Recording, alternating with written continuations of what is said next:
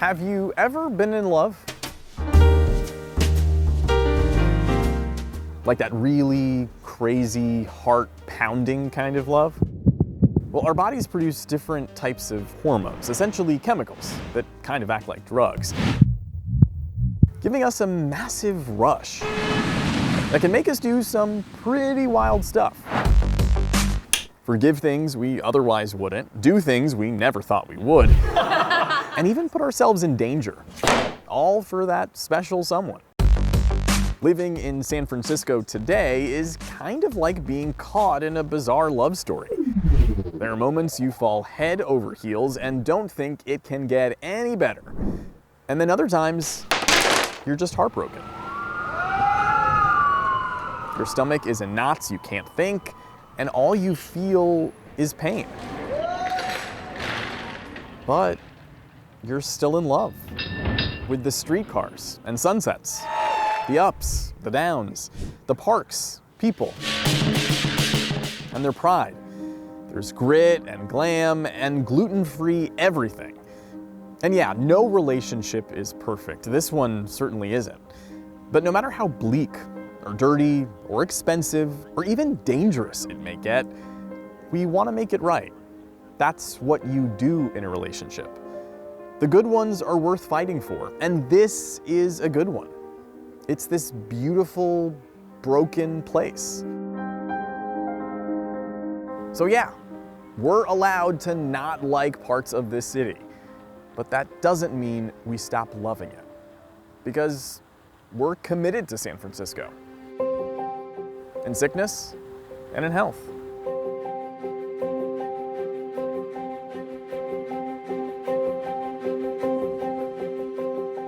In reporting on James Durgan and his years in and out of jail and rehab, it's clear the system that's been in place for decades is failing.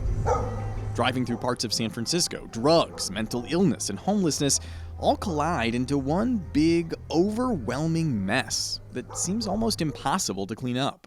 So what exactly is the solution? How do you get people help, especially those who feel like they don't even need it? Durgan doesn't want help. That's Anne Ray.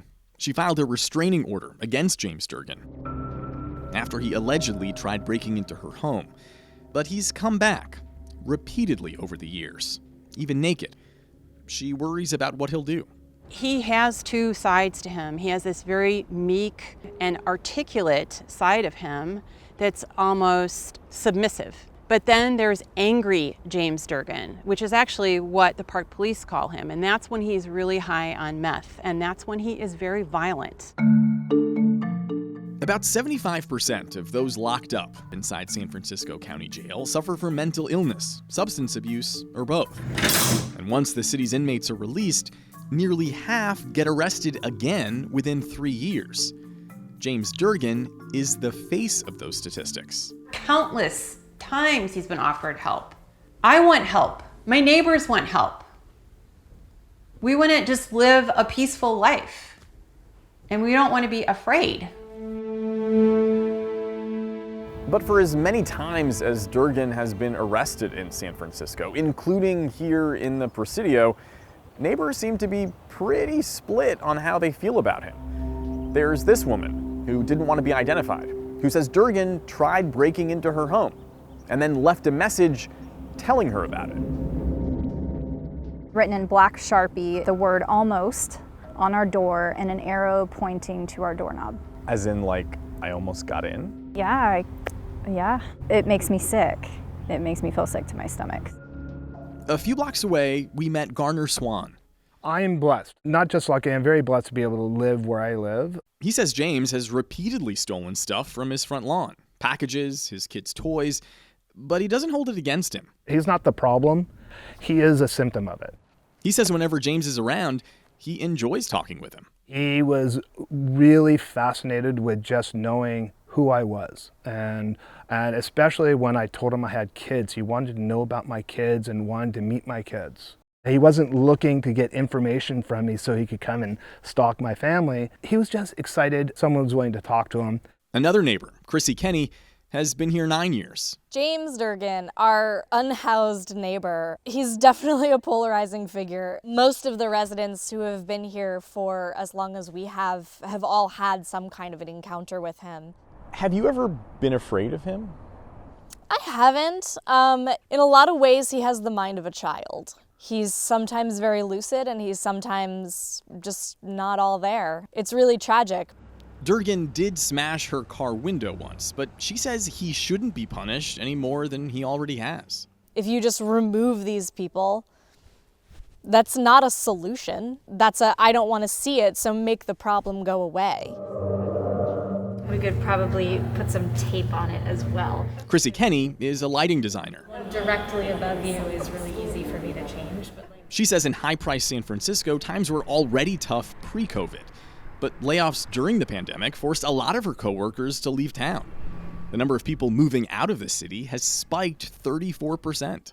It's wildly expensive here. Single-bedroom units, close to $5,000. It's tragic. Chrissy says she sees many of her loved ones, even herself, in James Durgan. He's a representation of a lot of people in this city. And it's just hard to see.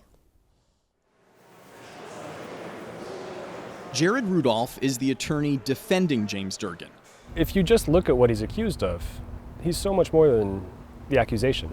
Jared is with the Public Defender's Office, which represents at least 70% of the accused here at San Francisco's Hall of Justice, since they can't afford an attorney of their own. My job is to help people who are in a really, really difficult situation. What's your reaction when you hear people describe Durgan as someone who makes them fear for their lives? I understand why somebody would feel that way, and their fear is valid. Jared has been trying to get James into a live-in drug treatment program, but space is hard to come by, especially during the pandemic. So you think there is a path where Durgan could be a productive member of society? I would hope so, but maybe just a path where he is not bothering anyone, isn't personally suffering, and isn't sleeping on the street. Maybe that's all we really need. And a society that permits that and doesn't require somebody to produce is something we should be considering. James has been to rehab facilities before, but has walked out, which only led to more charges and jail time. So how did it get to this point?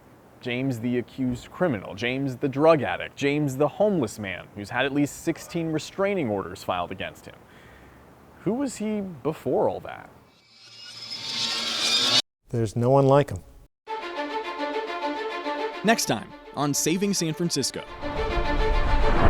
To really understand how Durgan got to where he is today, we felt like we needed to learn more about his past. So we came here, his hometown, Duxbury, Massachusetts. Greatest town ever.